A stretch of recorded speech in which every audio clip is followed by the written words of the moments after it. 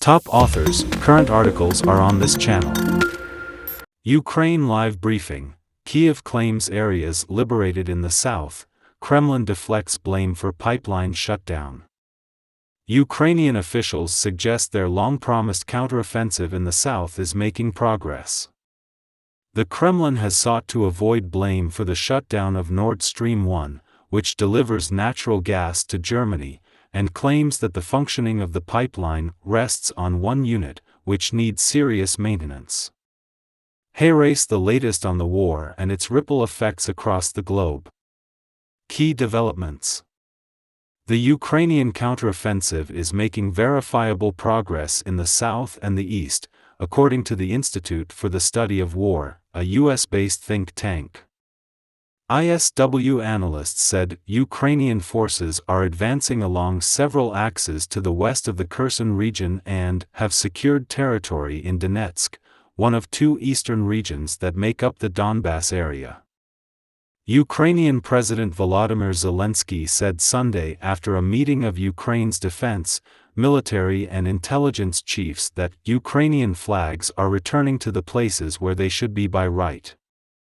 The Kremlin said the collective West is to blame for the shutdown of Nord Stream 1. Spokesman Dmitry Peskov claimed Monday that sanctions against Russia are preventing necessary repairs to the pipeline's machinery. European officials have accused Russia of using repairs as an excuse to halt natural gas deliveries in possible retaliation for Europe's support of Ukraine. A staged referendum in occupied Kherson on becoming part of Russia has been paused, the Russian state news agency TASS quoted a Moscow-installed official as saying. Kirill Stremusov blamed the security situation but said alleged threats by Ukrainian authorities against anyone taking part in the vote would not prevent it going ahead. Russia has announced similar votes in other occupied areas. Inspectors from the International Atomic Energy Agency left the Zaporizhzhia nuclear plant Monday, according to the Ukrainian State Nuclear Power Agency, Energoatom. Two representatives of the UN Nuclear Safety Agency stayed behind and are expected to remain on a permanent basis to monitor the plant, Energoatom said. Battlefield updates. Ukraine says it has retaken two villages in the south.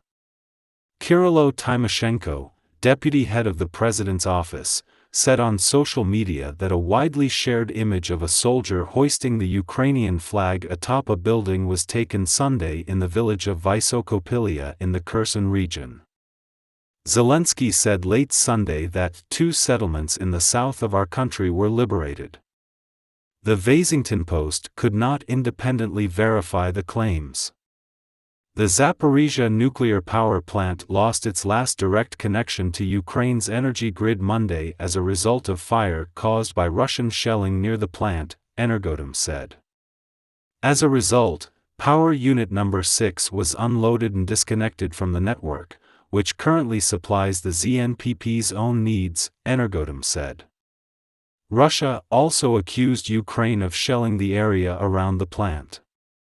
The Washington Post could not confirm these reports. Russia's main goal almost certainly remains to retake the eastern Donbass region, the British Defense Ministry said Monday in its daily assessment of wartime intelligence. Russia is probably focusing on securing Donetsk, which would enable the Kremlin to announce the liberation of the Donbass. The ministry said Russian forces are making the most gains north of Donetsk city, around Avdiivka and Bakhmut. But progress has been incremental even there, the ministry added, with Russian forces only advancing around 1 kilometer per week towards Bakhmut. More than 600,000 people are without electricity in Ukraine because of damage caused by the fighting, Ukraine's energy ministry said. More than 80% of those who remain without power are in Donbass, with the remainder in Mykolaiv to the south and Kharkiv to the northeast. Some 235,000 people remain without natural gas supplies, according to the ministry. Global impact. A suicide bomber blew himself up outside Russia's embassy in Kabul, killing 2 embassy staffers, the Russian Foreign Ministry announced Monday.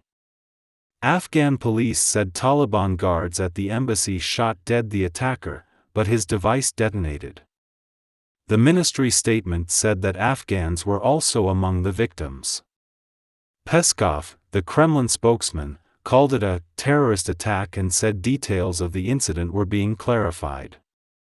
The European Union will send about $500 million in new aid to Ukraine under a budget support agreement signed Monday during a meeting of the EU-Ukraine Association Council.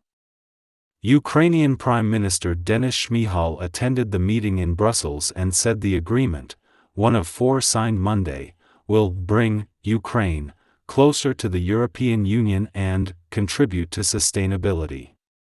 Liz Truss was announced as the United Kingdom's next Prime Minister, the result of a closely watched vote by Conservative Party members that elicited a skeptical response from the Kremlin.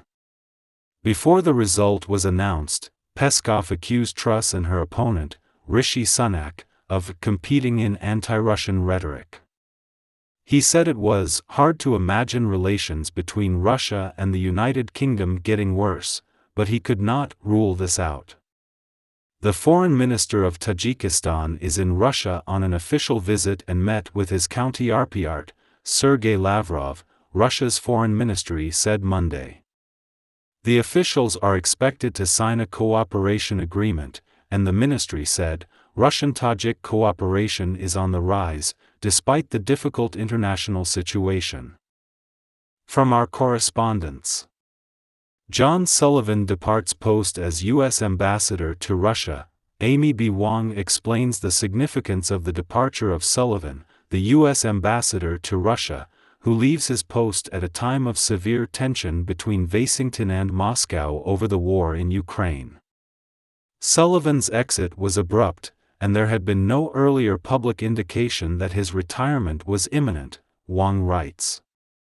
A State Department official and a Biden administration official, who both spoke on the condition of anonymity to discuss sensitive matters, said Sullivan's retirement had been expected, but the White House official said his departure was accelerated because of a family issue.